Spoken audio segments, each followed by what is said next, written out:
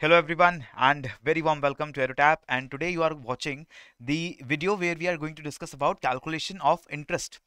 ये टॉपिक आपका chapter number 21st of the AFM component इससे जुड़ा हुआ है and although this chapter number 21 is about two different things. One is about interest calculation and the second thing is एन्युइटीज.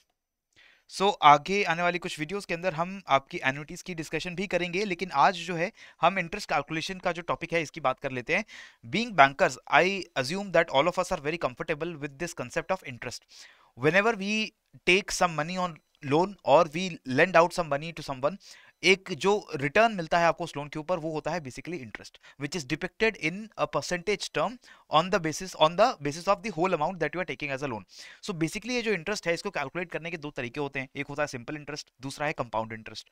Simple interest में आपका जो interest है एक बोरोड अमाउंट का फिक्स्ड परसेंटेज इंटरेस्ट के रूप में आपको देना होता है, right? And to calculate this simple interest applicable on that borrowed amount, the formula used is also very simple. The formula is that this is the principal, that is the borrowed amount multiplied by the rate of interest into time divided by 100. अगर rate of interest को आप decimal form में पूरा लिख रहे हैं तो आप उसको डिवाइड बाई 100 करेंगे. लेकिन अगर आप इसे डेसिमल फॉर्मेट में पॉइंट वाइज, जैसे 11% को 0.11 लिख रहे हैं या 0.12 लिख रहे हैं, 12% को ऑलरेडी 100 से डिवाइड करके, then you don't need to divide by 100. ये आपका फॉर्मूला है.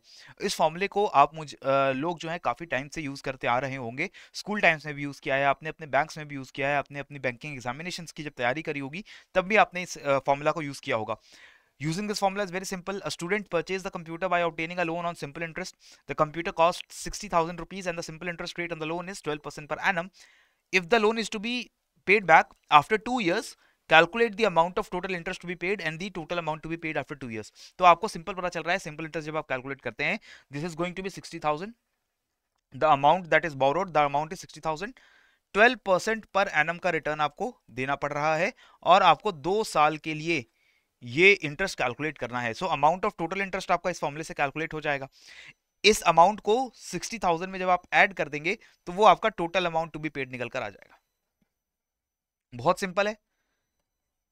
But this very simple formula is usually complicated, gets complicated when we have to calculate compound interest. Compound interest is basically when we calculate interest on a particular amount periodically, and then this interest is also applicable to earn more interest. So basically we pay interest periodically not only on the principal but also on the accumulated interest. तो जितना interest accumulate हो चुका है उसको भी हम मान लेते हैं कि इसको भी इन्वेस्टेड या बोरोड अमाउंट की तरह ट्रीट करते हैं और उसके ऊपर भी हम इंटरेस्ट जो है प्रोवाइड करते हैं. So what is the formula to calculate the amount when we are compounding interest? So amount will come out to be the principal, that is the borrowed amount, multiplied by 1 plus r divided by n. R is the interest rate in decimal format, divided by the number of times the interest is to be compounded per year. Raised to the power n into t. n is the number of times the interest is to be compounded and t is the time of the year. क्योंकि जो आपको जो r दिया गया रहता है ये annual rate होता है, एनुअल रेट ऑफ इंटरेस्ट है ये. So across the 12 months on the borrowed amount this interest is applicable.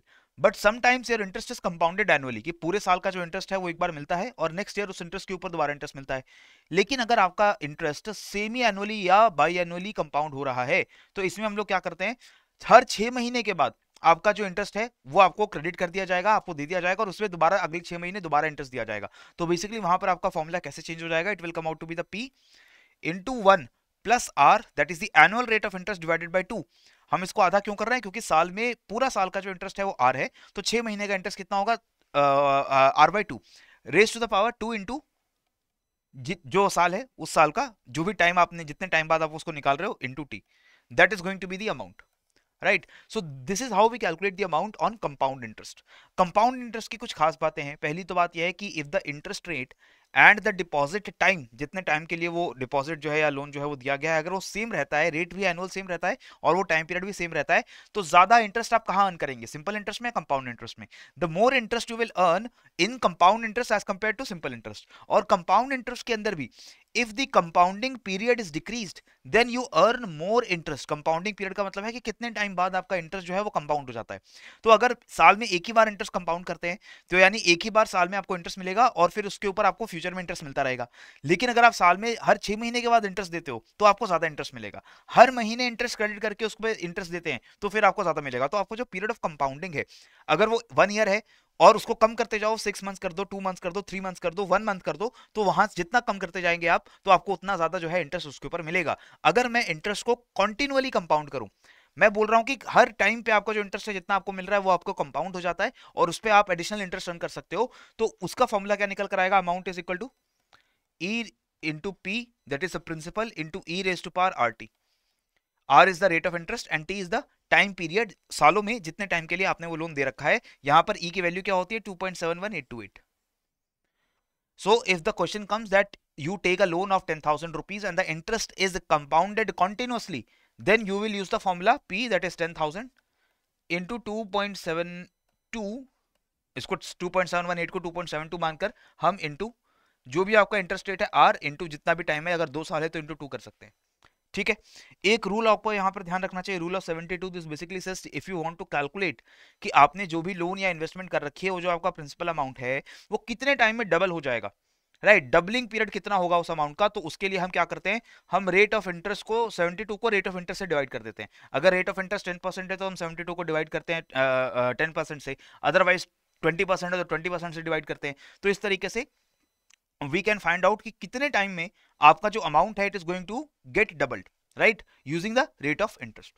So that is the information that I had to share with you regarding the both these two types of interests. इस information को ध्यान में रख के इस question का answer मुझे जरूर दीजिए। Which of the following is true? When the period of compounding is reduced, the amount of total interest is more. Compounding of interest means that interest is paid on the principal and the accumulated interest. If the rate of interest is same, the total amount of interest is more under compound interest compared to the simple interest. या फिर all the above statements are correct. Whatever is the correct answer, please do let me in the comment section. और आपका जो भी answer आपको लगता है सही है उसको अगर आप एक्सप्लेन करना चाहते हैं तो एक्सप्लेनेशन के साथ भी कमेंट सेक्शन के अंदर मुझे जरूर बताइए। ये हमारी बहुत ही ब्रीफ सी डिस्कशन है regarding the interest calculation concept, लेकिन अगर आपको और डिटेल में ऐसी डिस्कशंस देखनी है तो आपको हमारे कोर्स का पार्ट बनना पड़ेगा। The course is currently available with a very lucrative discount, जो आप नीचे डिस्क्रिप्शन बॉक्स अगर चेकआउट करेंगे आपको कोर्स का लिंक भी मिलेगा, आपको डिस्क्रिप्शन में जो आपका डिस्काउंट कोड है वो भी आपको अवेलेबल हो जाएगा, जिसको जरूर क्लिक करके एक बार आप चेकआउट करिए कि what is the various specifications that we are providing you in the course. आपको क्या क्या डिलीवरेबल्स मिल रहे हैं, आपको रिकॉर्डेड क्लासेस जो हैं वो मिलेंगी, आपको पीडीएफ नोट्स मिलेंगे, आपको चैप्टर वाइज क्विजेस मिलेंगे, 10 फुल लेंथ मॉक टेस्ट हर पर्टिकुलर सब्जेक्ट के साथ आपको मिलने वाले हैं, और आपको प्रीवियसली यानी 2023 में जो क्वेश्चंस पूछे गए थे वो क्वेश्चंस भी अलॉन्ग विद सॉल्यूशंस मिलने वाले हैं। So every need that you have for the JIB preparation is going to be covered in the course. Please go check the description box if you are interested. और इसी के साथ मुझे यहाँ पर दीजिए इजाजत, पढ़ते रहिए, बढ़ते रहिए, जय हिंद एंड जय भारत।